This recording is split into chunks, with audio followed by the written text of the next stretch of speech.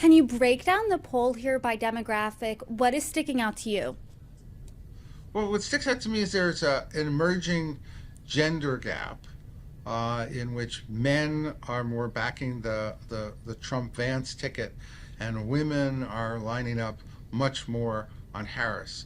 So I do think we're going to see a resurgence of that kind of gap. And most people don't realize that women have an advantage in voting. They live longer, so there are more women, and then they actually tend to have a higher likelihood of voting. And so they actually have about a 5 or 6 million person advantage. So that gender gap is that's emerging is something that the Trump campaign really has to address, or maybe what is their downfall. And now Vice Presidential nominee J.D. Vance really did the Trump campaign no favors with the resurgence of his childless cat lady's comments.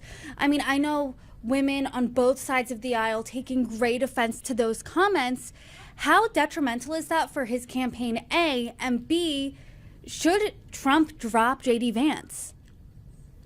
Well, kudos to Democratic Oppo researchers uh, who were able to pull this comment out from 3 years ago and blow it up into something, on social media and elsewhere that dominates the Vance image. I think it's, this is a kind of it's a tricky thing. I think that it ties into, I think, the disadvantage with women that the Trump effort is showing, and I think that Vance has some explaining to do.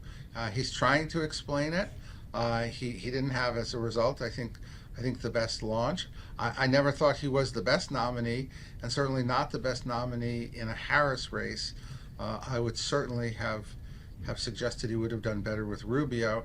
I don't know whether Trump could actually either want to or pull off a switch. It's not in Trump's kind of makeup to go backwards, even when he makes a choice that is not completely optimal.